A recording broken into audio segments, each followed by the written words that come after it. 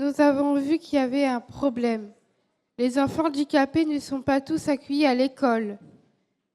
Maintenant, nous allons voir qu'en Eure-et-Loir, des professionnels ont fait une expérience.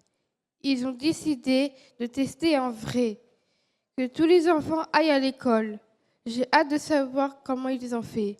Et je crois que nous aussi, Maëva, comme toi, on a tous et toutes hâte de voir comment s'est déroulée cette expérience menée au niveau départemental et portée par tous les professionnels concernés.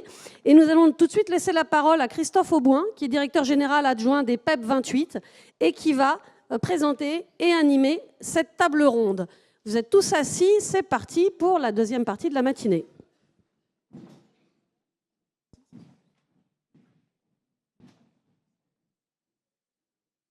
Bonjour à toutes et à tous. Merci Blandine de me céder la parole. J'ai peur de ne pas avoir la même maestria que Maëva et que Blandine pour animer cette table ronde.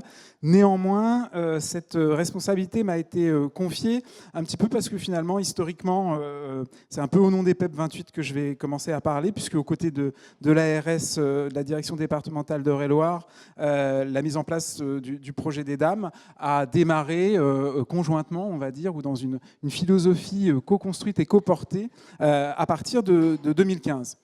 Quand on a commencé à parler, on en parlait hier soir, quand on a commencé à parler de cette journée, cette première journée nationale Cap École, si je dis première journée nationale Cap École, c'est parce que sans doute l'année prochaine il y aura une deuxième journée nationale Cap École, mais certainement pas ici. C'est un peu l'objet aussi des échanges qu'on aura aujourd'hui. Quand on a commencé à parler de cette première journée et qu'on s'est mis un peu au défi de l'organiser, on n'avait pas imaginé, pour tout vous dire, réunir autant de témoins et autant de participants. Donc ça me paraissait important de commencer par vous remercier. Remercier bien sûr tous les intervenants qui se sont associés à cette journée, et puis vous remerciez vous, parce que je pense que sans vous, sans les participants, sans les professionnels de terrain, comme le disait Maëva tout à l'heure, cette expérience, elle n'existerait pas. C'est vous au quotidien qui la menez. On n'avait donc pas imaginé réunir autant de monde. Par contre, ce qu'on avait bien imaginé, c'est qu'à un moment de la journée, il faudrait qu'on revienne sur cette mise en perspective, cette prise de recul un petit peu, qu'on puisse rendre compte quand même aussi, parce qu'on vous doit quelque chose, revenir un peu sur l'histoire des Dames en Eure-et-Loir pour essayer de comprendre, pour analyser. On a parlé ce matin de la complexité, une complexité qui demeure, une complexité qu'on ne veut surtout pas nier et dont on a envie de parler aussi aujourd'hui avec vous, mais d'essayer de comprendre ce qui a contribué à faire émerger cette expérience territoriale. Alors, pour comprendre cette démarche, pour comprendre cette expérience, bien sûr, il faut parler des Dames, mais il ne faut pas oublier que toute innovation, toute expérience, elle s'inscrit quand même dans un contexte, dans un terroir, et que, à la manière de ce que l'étude FIRA fait apparaître des ingrédients qui ont contribué à rendre possible cette expérimentation, il y a aussi des facteurs qui étaient des facteurs historiques et des choses qui certainement existaient en amont. Je vais retenir juste deux éléments qui me paraissent, et on les cite souvent quand on parle des Dames, qui nous paraissent avoir été vraiment dans les ferments de cette expérimentation. Le premier ferment, c'est l'influence déterminante du modèle qui est posé depuis le début des années 2000 en Eure-et-Loir par la Maison des personnes autistes en termes de coopération, en termes de co-accompagnement et de positionnement en ressources pour l'ensemble des structures du département et pour l'ensemble des environnements d'accueil. Je pense que ça a vraiment été un facteur déterminant, y compris en termes de champ des possibles, d'ouverture de champ des possibles. Et puis forcément, il faut rendre à César ce qui appartient à César. Il y a aussi un petit peu le modèle porté par les PEP, et notamment sur la question de l'ESAT hors les murs, avec cette idée d'un ancrage de l'insertion socio-professionnelle dès le départ en milieu ordinaire. Et puis le projet aussi qui existe depuis longtemps en Eure-et-Loir, du DITEP, qui avait la spécificité au niveau national de proposer un accompagnement directement adossé à la scolarisation en milieu ordinaire des enfants et des adolescents accompagnés. Dans ces deux cas, ces projets sont bien antérieurs à la création des Dames et sans doute expliquent-ils en partie l'émergence de ce modèle, et on le reverra. Bref, il y eut un avant 2015 qui permit cet après dont on va parler maintenant. Donc je me tourne vers vous, Monsieur Nollet, en tant que directeur départemental de l'ARS DD28, si je peux me permettre.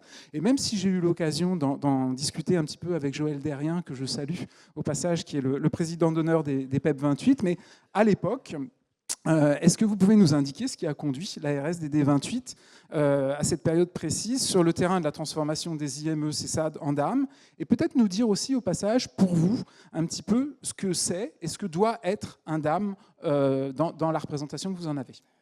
On est arrivé bonjour à tous, on est arrivé sur un modèle qui était à bout de souffle, parce qu'on avait multiplié avec l'éducation nationale les unités d'enseignement externe, les ULIS, et on voyait bien que les jeunes restaient malgré tout entre eux et qu'il y avait quand même finalement peu d'interaction sociale avec les autres élèves qui n'étaient pas en situation de handicap.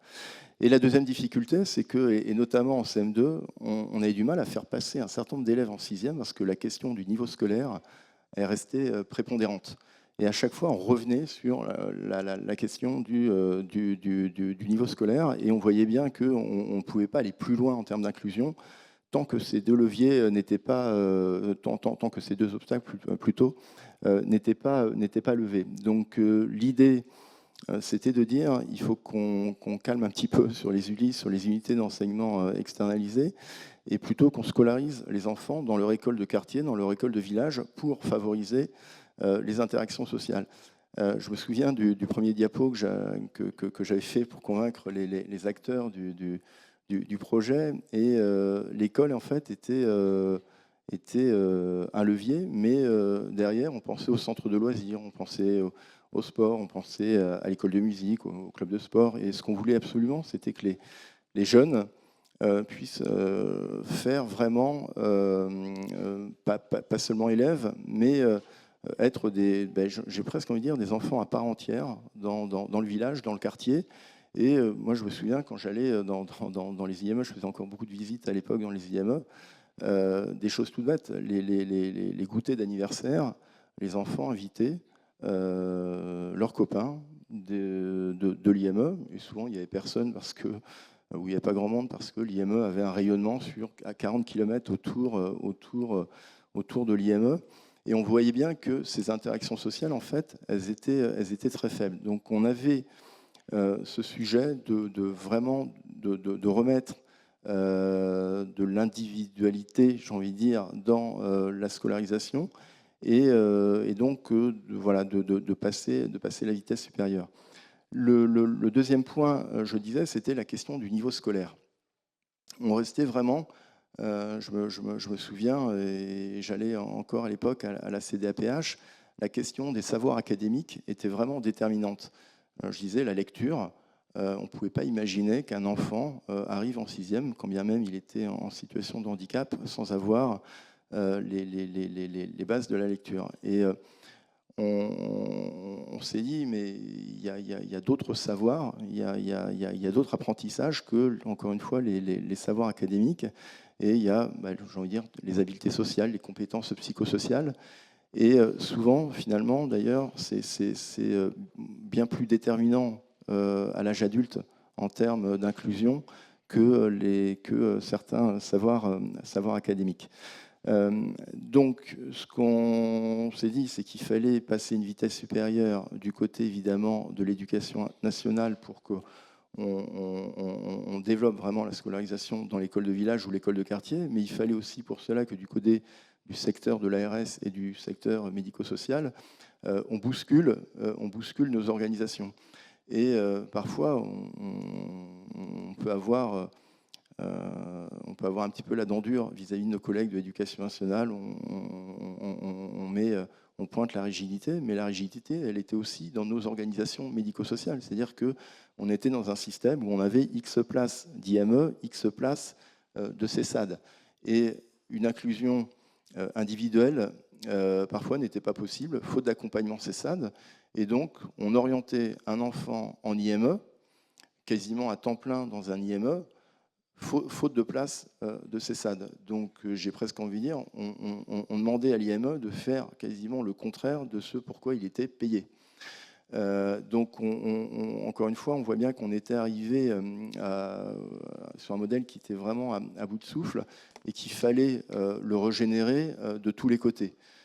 Donc c'est un projet qui a été, vous êtes venus les PEP, et c'est vrai que j'ai une pensée émue aujourd'hui pour à la fois Serge Sibel de l'Éducation nationale, M. Derrien des PEP et M. Moreau, qui était à l'époque directeur général. Lorsque les PEP sont venus nous voir, voilà, j'ai envie de dire, ça a coïncidé avec la vision qu'on pouvait avoir avec Serge Sibel. Et donc, on a dit, OK, on achète. On achète, mais avec une condition, c'est que on va faire une petite expérimentation sur les établissements des PEP. Et ensuite, il faut absolument qu'on développe sur tout le département, parce que nous sommes très attachés, j'ai envie de dire, que ce soit du côté de l'Éducation nationale ou ARS, à l'équité de la réponse au niveau départemental. Et on ne pouvait pas avoir des réponses comme si du côté des PEP et d'autres réponses dans les autres associations gestionnaires. Donc au bout d'un an, on a instauré ce comité de pilotage qui a associé tous les partenaires, et puis on s'est fixé un calendrier de 5 ans pour que tout le monde bascule d'IME en DAM. Et j'ai envie de dire, juste avant le Covid, on a achevé cette transformation. Ce que je pourrais dire également, c'est que donc il y avait cette organisation médico-sociale à transformer. Donc on ne raisonnait plus en termes de place, mais vraiment en termes de file active. Et on a commencé à injecter le principe de la responsabilité populationnelle, et on a sectorisé le département en confiant la responsabilité d'un secteur à un DAM.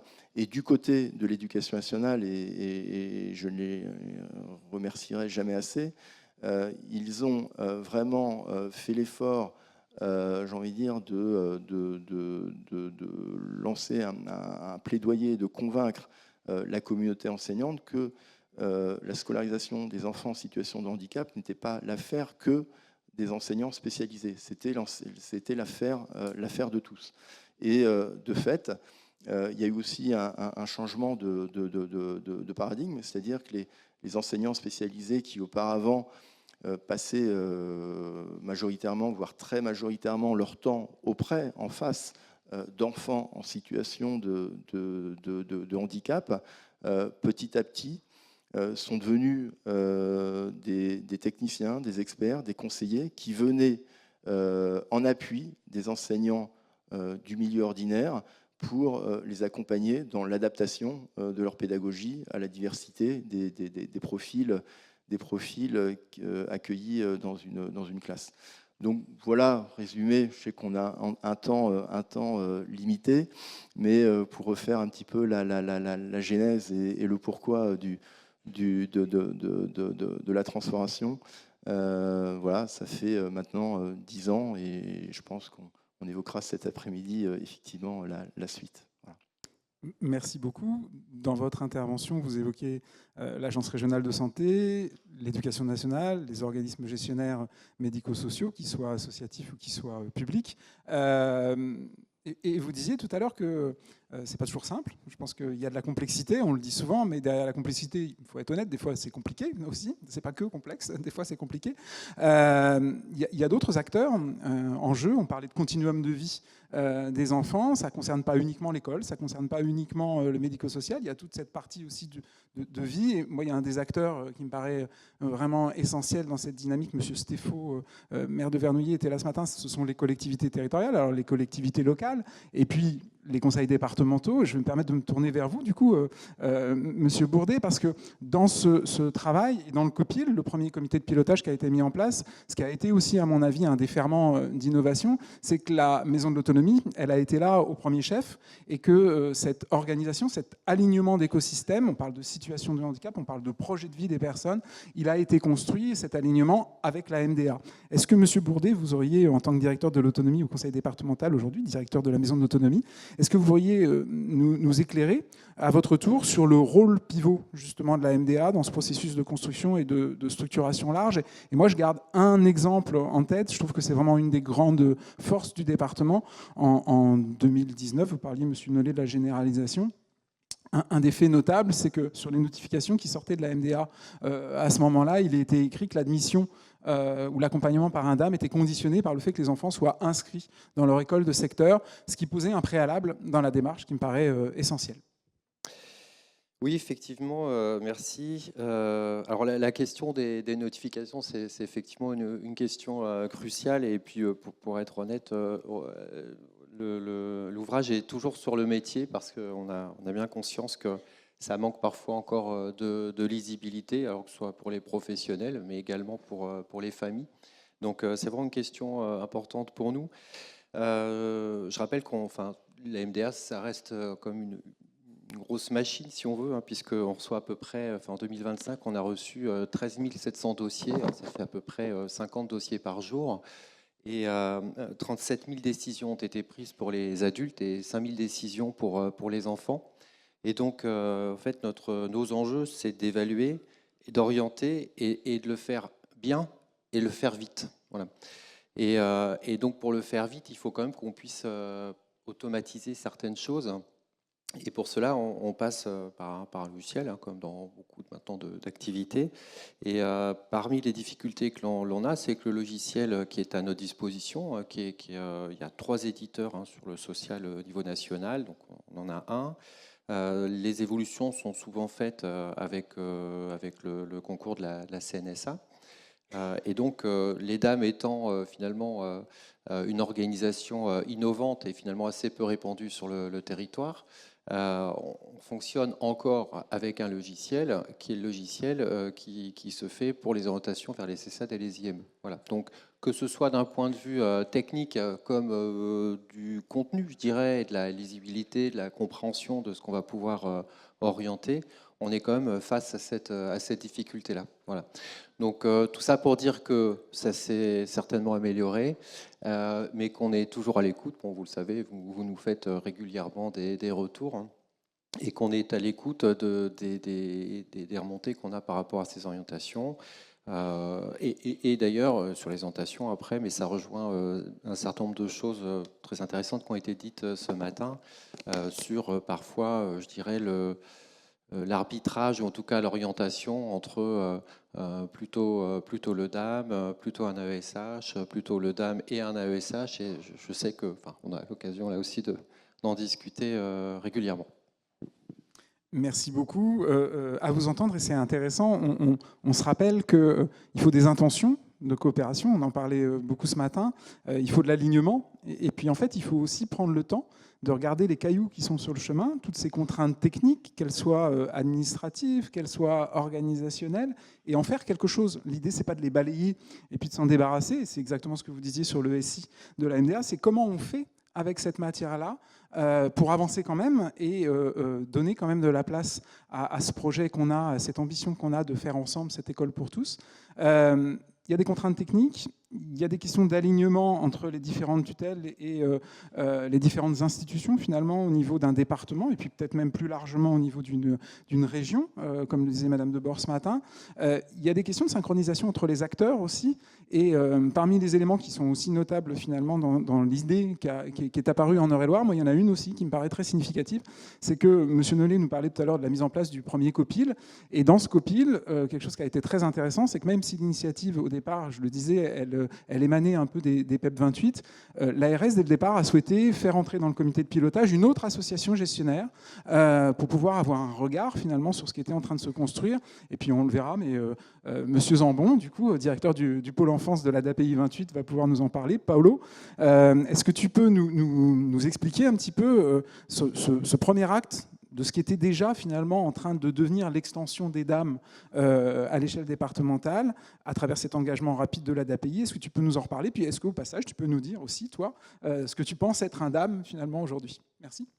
Merci Christophe. Bonjour à toutes et à tous. Alors je vais déjà prendre le deuxième point avant de venir sur le premier. Mon interprétation de ce qu'est un DAM, alors j'ai entendu Serge Tomazet ce matin parler de ça ne se décrète pas. Non, ça ne se décrète pas. Il ne suffit pas d'un décret qui vient mutualiser un IME et un CESAD pour en faire un dispositif qui fonctionne. Non, il faut d'autres ingrédients. Et dans ces ingrédients-là, on les a évoqués à plusieurs reprises, et ce sera aussi l'objet de mon propos, il y a des principes qui sont incontournables. Premier principe qui est l'inscription de l'enfant dans son école de secteur, mais on a parlé également du parcours global de cet enfant-là dans son environnement. Donc ça, c'est quelque chose qui est indérogeable et qu'il faut inscrire au-delà de la mise en dispositif et du décret. C'est une coopération de l'ensemble des acteurs sur un territoire donné, avec une mutualisation des ressources au service du projet de l'enfant.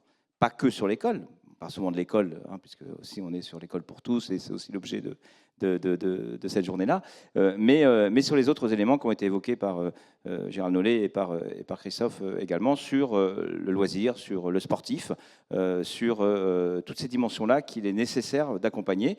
Les familles, on en a peu parlé aujourd'hui, mais c'est extrêmement important aussi. Il y a tout un travail d'accompagnement au titre de la guidance parentale, au titre des mises en accessibilité au sein des lieux de vie des enfants. Donc ça, c'est quelque chose qu'il faut absolument intégrer dans cette dimension-là. On est au-delà de l'école pour tous, on est bien dans une dimension de projet, d'aménagement des environnements capacitants, comme tu as l'habitude de dire aussi, Christophe, de ces enfants-là. Et ça, je pense que c'est quelque chose qui est incontournable. Comme est incontournable la formation croisée, alors pas que Éducation nationale, SMS, mais je crois qu'il y a l'ensemble des acteurs qui gravitent, que ce soit de l'enfance ou des autres acteurs qui gravitent autour du projet de l'enfant, les familles également. Je pense qu'il y a toute une dimension autour de la formation. Ça a été aussi souligné par Serge Tomazet ce matin, et qu'il faut prendre en considération pour pouvoir réussir ce premier pas vers quelque chose qui nous rapproche d'un enfant qui vit au milieu des autres, dans un environnement qui lui permet d'être comme tout à chacun. C'est bien ce qu'on cherche au travers de nos sociétés aujourd'hui. Donc ça, c'est extrêmement important pour ce premier point. Le deuxième point, alors j'ai remonté un petit peu dans le temps parce que moi je suis un peu le patriarche aujourd'hui des établissements qui se sont transformés d'IME en DAM. Et Gérald Nollet le sait bien parce qu'on a plus de 20 quelques années, 24 ans ensemble de collaboration.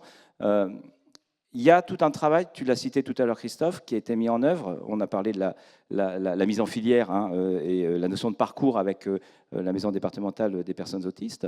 On a également tout le travail qui a été important, je dirais, de tapissage et de présence via l'éducation nationale d'enseignants dans nos structures. Titre indication, à l'époque, l'IME de Morvillette, 1979, l'éducation nationale dans nos locaux, c'est quand même 40 et quelques années, donc c'est pas rien. Donc on avait déjà aussi ce terreau favorable. On avait également, alors je vais utiliser un terme d'actualité, mais pour un travail qu'a réalisé l'ARS et conjointement avec la MDPH et MDA, la mise en accessibilité de nos IME pour l'ensemble des publics. Avant, il y avait une catégorisation par IME. Le travail qui a été fait au long cours a été de dire chaque établissement du nord au sud, de l'est à l'ouest doit être en capacité d'accueillir n'importe quel type de situation d'enfant. Donc ça, c'était aussi un gros travail. Donc c'est important quand même de souligner toutes ces années-là. Là, on part toujours de 2016, mais il y a tout l'avant. Il y a tout l'avant et c'est vraiment un parcours qui a été semé d'embûches, semé de difficultés, mais on y est arrivé dans le temps. Et pour revenir aussi à l'origine de cette réflexion-là, tu as cité différents dispositifs des PEP.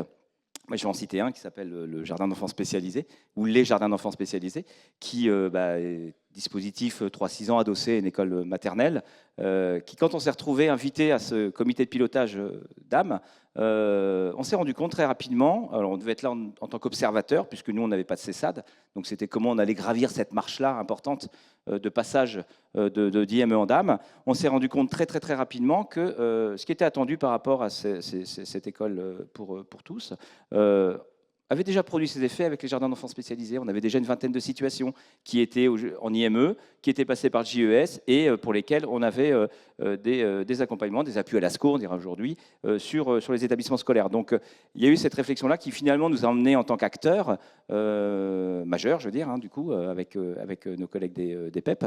Et à l'époque, Christophe était à mes côtés puisqu'il était coordinateur pédagogique de l'IME, André Brault, et un autre collègue aussi qui est dans la salle, Jérôme Malol, qui m'a accompagné tout au long de cette démarche. Et à 3, on a quand même mené les choses rondement, voilà, dans ce comité de pilotage, et ce qui nous a permis de pouvoir effectivement inscrire cette dynamique-là. Et puis, bon, on le savait très bien, c'était aussi l'inscription qu'avait, mis dans son diaporama, puisque Gérald Nollet l'évoquait tout à l'heure avec l'éducation nationale et la MDA, de pouvoir agréger l'ensemble des autres IME sur un passage en DAM très rapidement, puisqu'on ne voulait pas qu'il y ait deux vitesses en fait, dans le département. On voulait que l'ensemble et ce qui est d'ailleurs l'originalité de la réponse départementale, c'est une réponse concertée, co-construite et qui s'adresse à l'ensemble. Donc vous voyez tout ce travail-là, c'est pas par hasard que je reviens sur ces 20 années moi, que j'ai traversées, mais aussi ce qui a été fait avant.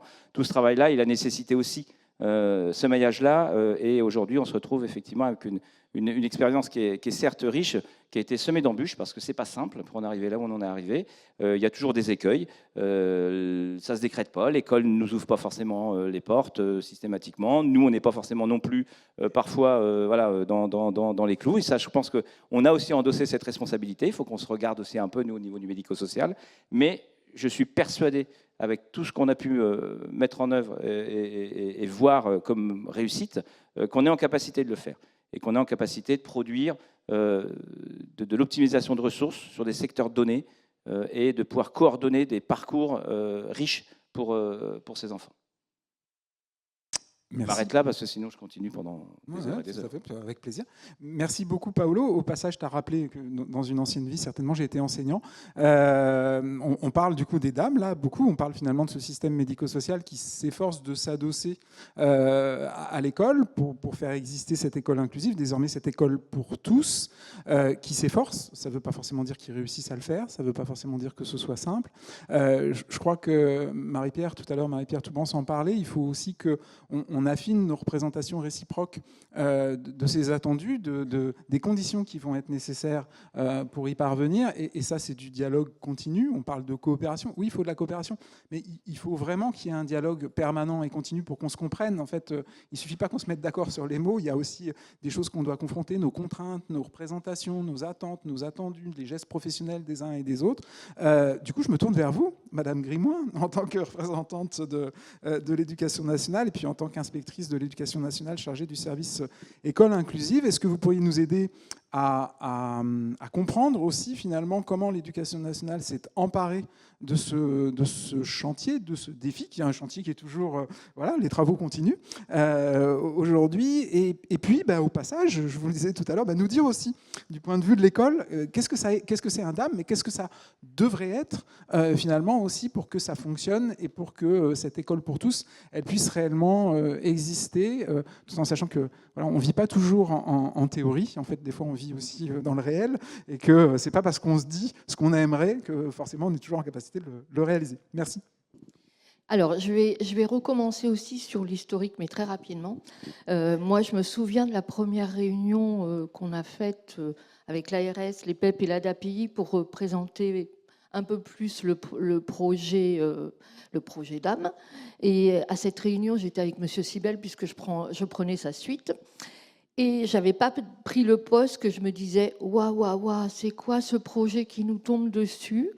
Et je me suis dit, je vais peut-être faire demi-tour, en fait. Je vais peut-être retourner dans une autre circo et puis voir ce qui s'y passe et attendre un peu.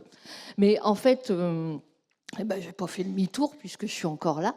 Et ce projet, très vite, on a compris à l'Éducation nationale que c'était hyper intéressant pour tous les élèves. Parce que c'est vrai qu'on voyait des élèves, alors des élèves en difficulté, il y en a toujours eu dans les classes, évidemment, mais il y avait toute une partie de population d'élèves qu'on ne voyait pas, qu'on ne voyait plus. Souvent, ils étaient en maternelle et puis après ils passaient ailleurs. Donc, on a pris j'ose pas le dire parce que je suis dans le public, mais on a quand même pris notre bâton de pèlerin.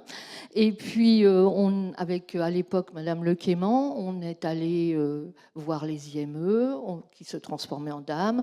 On est allé dans les réunions de directeurs, on est allé dans les conseils des maîtres, on est allé aussi voir les enseignants spécialisés qui au début se disaient mais qu'est-ce qu'elle nous veut, qu'est-ce qu'elle nous demande?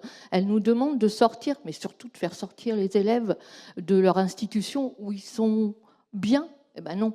Enfin, si, ils étaient bien, bien sûr. Mais en fait, l'objectif, c'est quand même qu'ils vivent avec les autres.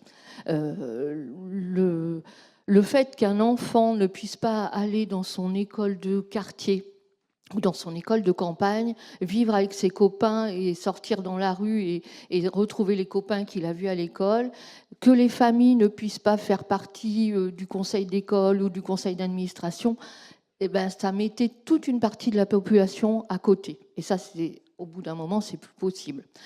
La transformation des dames, elle s'est faite en même temps pour nous de la transformation des CLIS en ULIS, des classes en dispositifs aussi. Qu'est-ce qu'on parle de dispositif? Et puis, elle s'est faite aussi avec la transformation du CAPASH. Alors, le CAPASH, je vais essayer d'être explicite, c'est le certificat pour nos enseignants pour devenir spécialisés. Le CAPASH s'est transformé en KPI. Et dans la partie KPI, il y a une partie très importante dans les épreuves, qui est la partie personnes ressources. Un enseignant spécialisé, c'est aussi un enseignant qui est personne ressource. Et ça allait très bien avec la transformation des IME en DAM, des CLIS en ULIS. Et pour moi, la plus belle victoire, je ne sais pas si c'est une victoire, mais en tout cas, c'est quand il y a des enseignants qui travaillaient en IME et qui sont sortis pour travailler en DAM, et puis des enseignants qui étaient en CLIS et qui sont devenus des enseignants d'ULIS. Et quelques temps après, quelques années après, ils me disaient oh, incroyable, cet élève, cet enfant, on n'aurait jamais cru qu'il avait ces compétences-là. Et ça, c'était la plus belle victoire. Je regarde l'enseignante parce qu'elle est là dans la salle. Et ça, c'était vraiment une belle victoire, que même les enseignants se rendent compte qu'en allant vivre dans le milieu ordinaire, apprendre avec les autres, eh ben, ces enfants, tous les enfants ont des compétences. Alors, ils évoluent à leur rythme. C'est peut-être ce qui est le plus compliqué pour nos enseignants de l'ordinaire, c'est de comprendre qu'ils évoluent à leur rythme et qu'un enfant qui est en CM2 en situation de handicap, il n'a pas toujours les compétences d'un enfant de CM2. Mais on est là pour les accompagner. Il y a une équipe de formateurs. Tout à l'heure, j'entendais que les formations, oui, il n'y a jamais assez de formations. Mais n'empêche que dans le département, les formations, elles se sont mises en place, elles se sont développées. Moi, j'ai toute une équipe qui est sur le terrain quotidiennement pour accompagner, pour former, pour faire évoluer les gestes professionnels de tout un chacun, de ce qu'on appelle l'accessibilité, pas que physique, mais l'accessibilité pédagogique aussi. Alors, je vais aller sur c'est quoi un DAM pour l'éducation nationale. Alors, c'est quelque chose qui est important et on a des attentes très fortes, évidemment. Parce qu'on sait très bien que tout seul, on ne peut pas faire face à certains enfants. Il y a des enfants qui ont des besoins partagés, ça c'est certain, mais il y a des enfants qui ont des besoins, des élèves, je vais dire plutôt, qui ont des besoins très particuliers. Alors, l'éducation nationale, les enseignants, ils savent instruire, ils savent adapter, différencier, ça c'est notre ADN. Mais il y a des fois, c'est beaucoup plus compliqué, beaucoup plus complexe. Et pour ces enfants qui demandent vraiment des modifications au sein de la classe, on a aussi besoin du médico-social et du sanitaire. Donc, l'attente pour l'éducation nationale d'un DAM, de ce que pourrait être un DAM, de ce que devrait être un DAM, c'est vraiment que tous les professionnels ou une grande partie des professionnels des DAM soient au sein de nos établissements scolaires en accompagnement des élèves, évidemment, mais quand on accompagne l'élève, on accompagne aussi l'équipe enseignante. Et on fait évoluer tout le monde dans ses compétences. Et donc, c'est vraiment l'attente de l'éducation nationale. Parce que les enfants, ils sont à l'école, tant mieux, peut-être pas assez pour certains, hélas, mais comme chacun le dit, on est sur le chemin, on avance, on fait ensemble, on a tous nos contraintes, on a tous nos possibilités, il faut faire avec aussi. Mais le principal, c'est d'avancer, pas de stagner. Et donc, on a besoin des professionnels qui sont dans les DAM, dans les CESAD, dans le sanitaire. On a besoin de ces professionnels au sein des écoles pour les regards croisés, pour les compétences de chacun.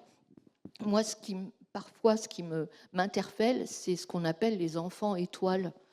Le lundi matin à 9h, ils sont là, à midi, ils sont là, le mardi, ils sont là. Et en fait, à nous, professionnels, de se réunir, de se coordonner pour que ces enfants, ce ne soient plus des enfants étoiles.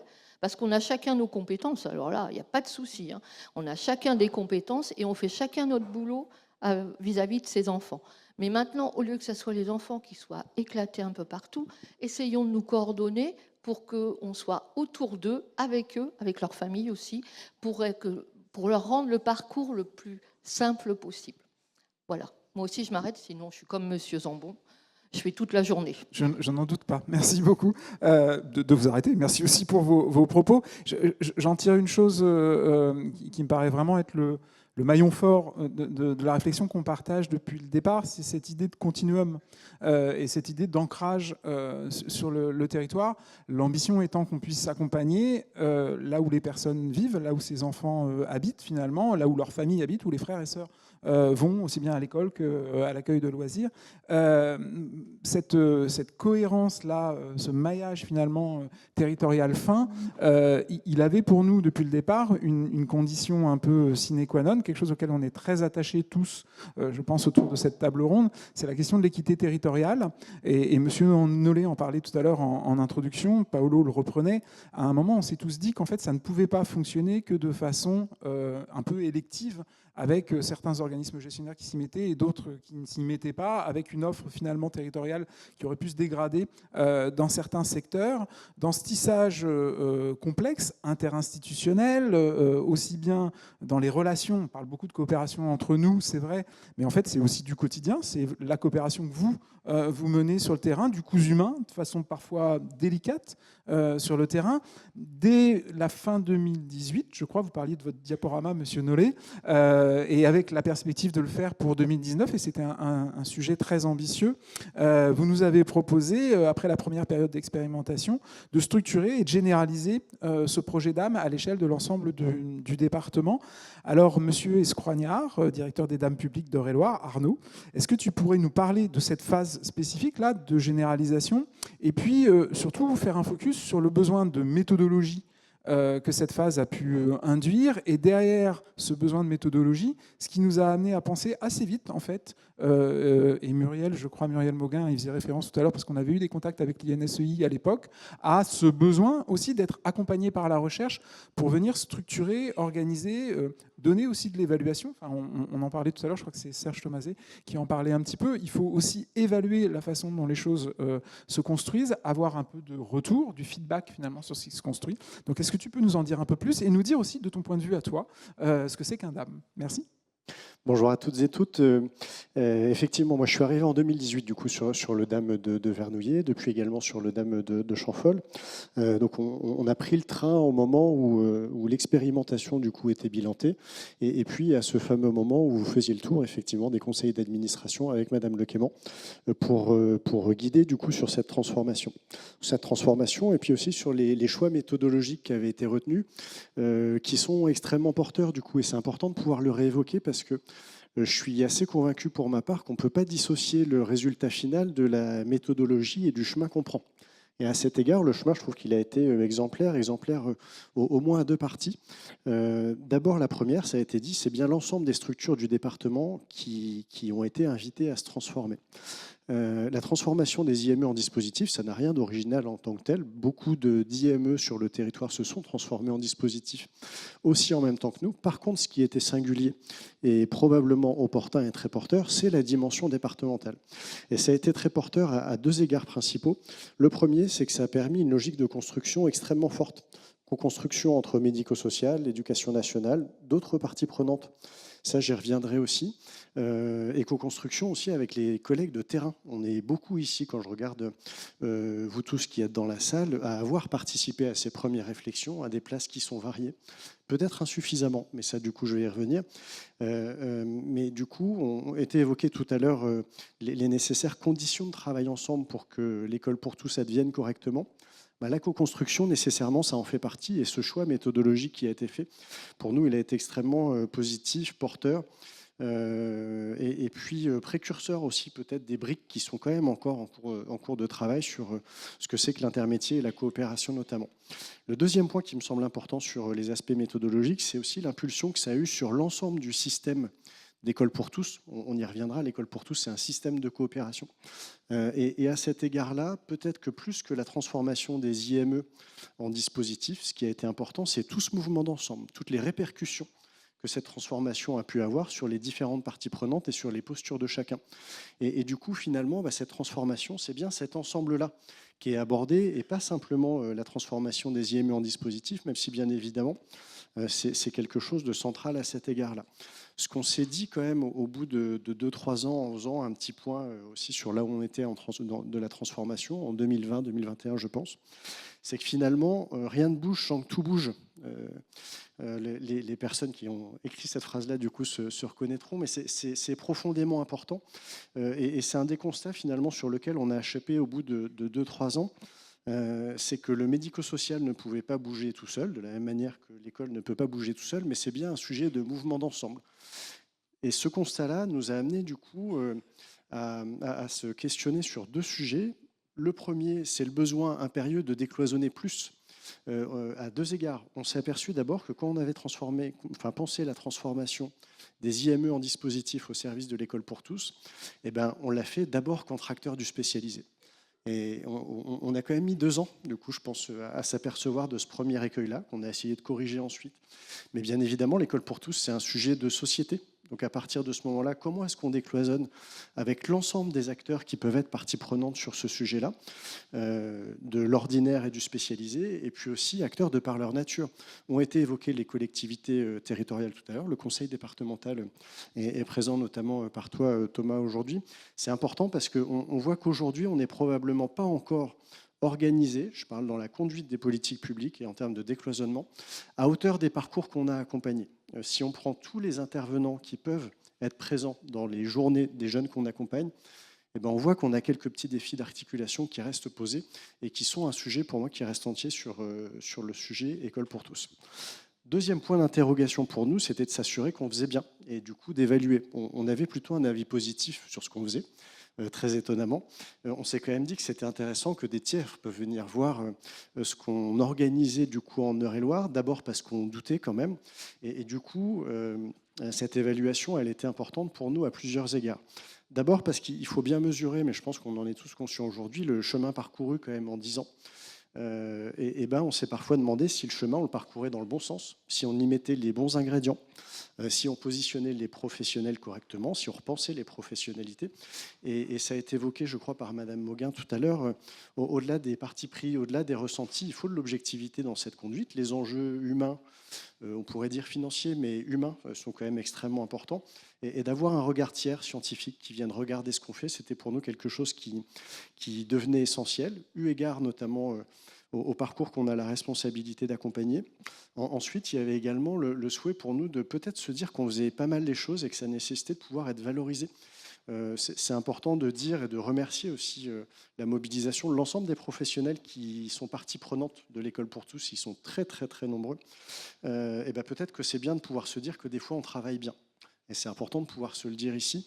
De même aussi, et c'est un des motifs de l'évaluation pour nous, d'admettre la complexité des choses. C'est important de se dire que parfois on travaille bien.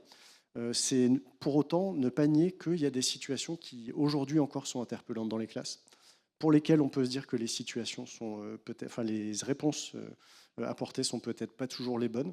On sait que parfois il y a des difficultés qui se posent quand la porte de la classe se ferme, etc. Pour nous, l'objet de la journée, du coup, est bien évidemment aussi de prendre cette complexité-là en compte, de se dire qu'on a traité un objet qui a des ressorts, des leviers d'action et des ingrédients qui sont extrêmement complexes. Et pour le coup, appréhender cette complexité, c'est aussi le travail de la recherche et d'avoir une évaluation conduite par la FIRA, qui soit menée dans ce cadre-là, était pour nous extrêmement précieux, aussi pour venir finalement peut-être raffermir notre modèle, le questionner, nous permettre de le réorienter, le valider pour partie, si on fait des choses bien. Et puis aussi, et c'est la dernière dimension de ce pourquoi l'évaluation nous paraissait intéressante, vous avez entendu ce matin que c'était une recherche action avec une logique de transférabilité. On a très régulièrement été mobilisés par des partenaires d'autres départements pour dire ce qui se passait en Eure-et-Loire avec un sentiment de légitimité quand même parfois pas très complet de notre part à se dire on fait comme ça, mais finalement, est-ce que c'est bien ? À quel titre, nous, on peut se dire que c'est bien ce qu'on fait. Vous avez bien entendu du coup que l'idée de l'étude conduite par la FIRA n'est pas de dire est-ce que ça fonctionne ou pas. Par contre, de venir dire quels sont les ingrédients qui font que ça peut fonctionner dans d'autres contextes.